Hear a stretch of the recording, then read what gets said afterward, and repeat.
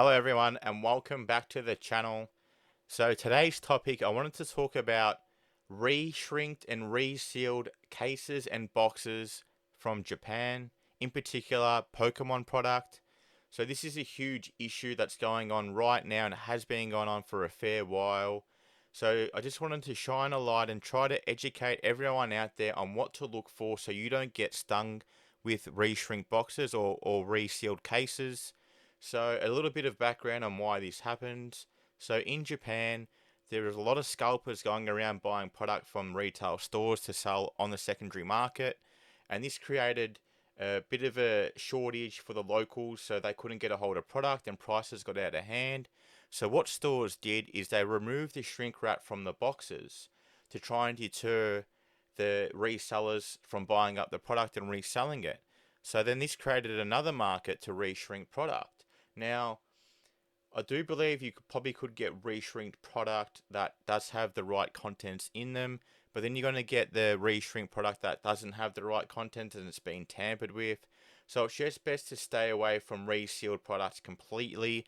And I'm going to show you how to look for, the signs and the little minor details that could get you out of trouble and make sure that you aren't buying reshrinked product.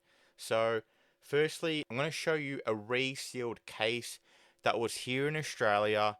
It was bought from a local store. So a local streamer purchased his case, and when he opened it, there was a few things that didn't look quite right, and I'm going to go through that with you today.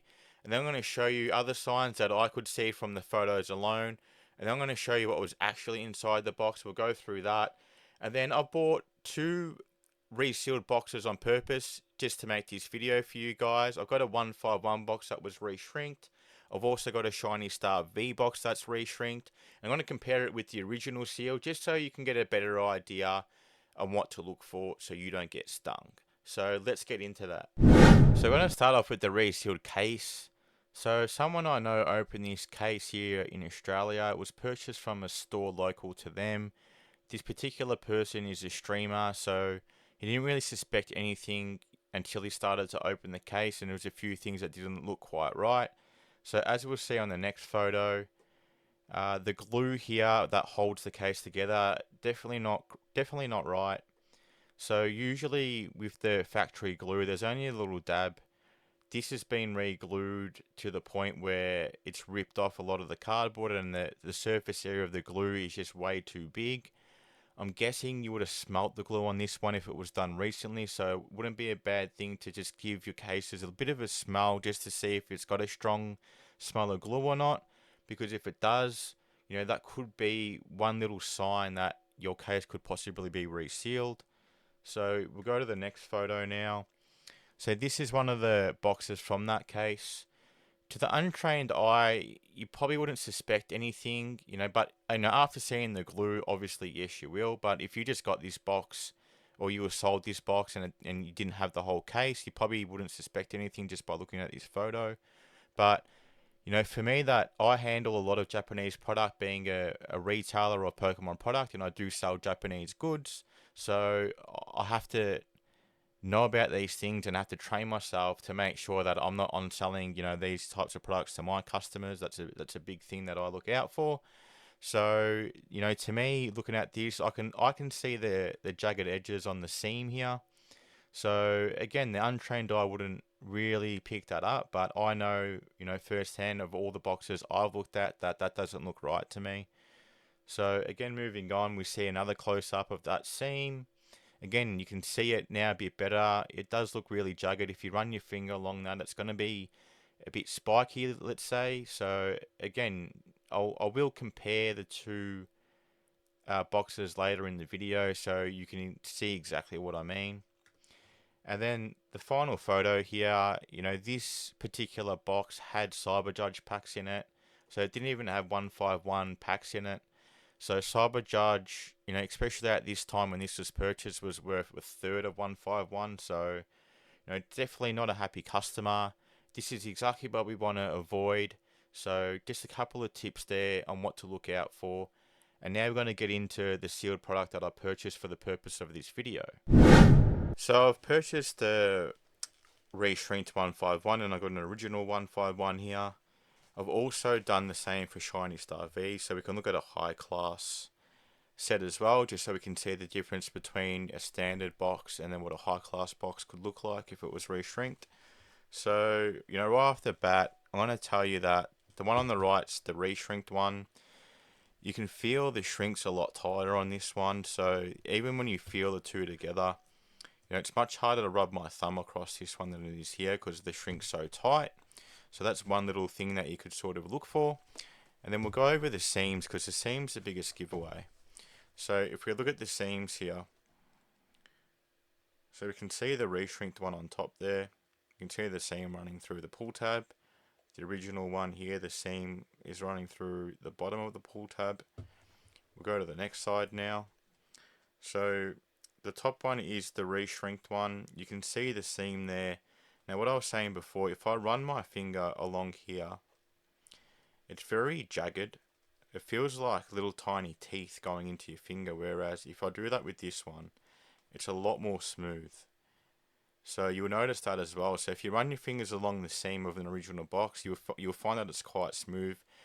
You can actually see that, as I was pointing out on the photos before. You can see the jagged edge there, and in there you can see this seam just looks a lot more smooth. So that's another thing to look for. We can go over to the next page. This doesn't have a seam, so there's always one side without a seam. So that they try to copy that as well.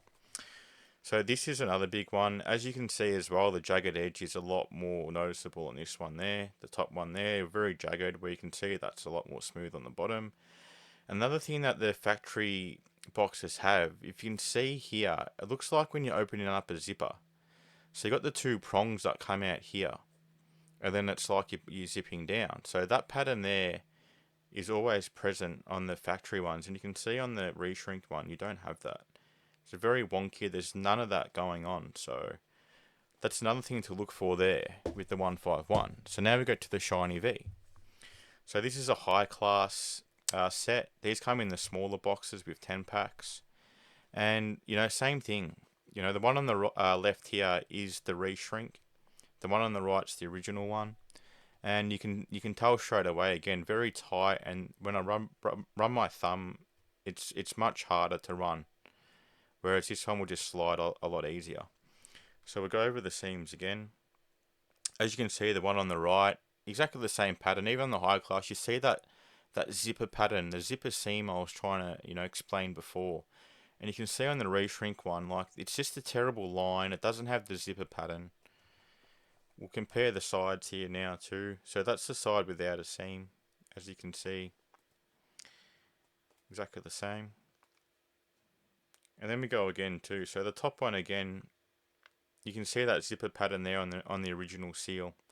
Very straight, whereas the bottom one, terrible job, very wonky. Again, jagged. You can feel the sharpness of it. That's a lot more smoother. And, we get to that side as well. Same thing. You can even see on this one, the seam's just falling apart.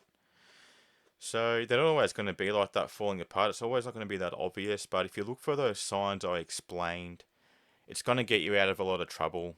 And again, like, the retailers might have no idea as well. Like, it could not be the person's fault. They could be a victim as well. So don't go so hard on the person selling you the box.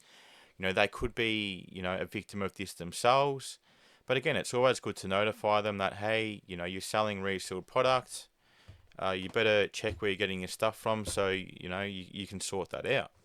But there are going to be people out there that see the opportunity, they can make a bit of extra money, and they're going to do the wrong thing. So I think that's what you need to look out for there. Again, when you're buying Japanese product, always use a reputable business. There's a lot of resellers out there. They try to sell your product. They got no idea what they're doing. There's going to be so many people out there that have products sitting on their shelves that are none the wiser. It could be resealed boxes. It could be resealed cases. Especially with the cases, like, no one's going to open it. It's a bit of a collector's or an investment item now. So you're going to have so many cases, whether it's in Australia, America, or wherever around the world. These people are going to be sitting on these resealed products, and it's just going to be a recipe for disaster later. So Again, I'm not looking forward to that unfold because I know there's so many out there. But I hope this video helps a lot of you. And if you know anyone that does buy Japanese or know that's thinking about buying Japanese product, please share this video so we can make sure that everyone's more educated and more aware of what to look for, so we can have less of this stuff circulating, or just identify, resealed product a lot easier. So thanks again for watching, and I'll see you on the next video.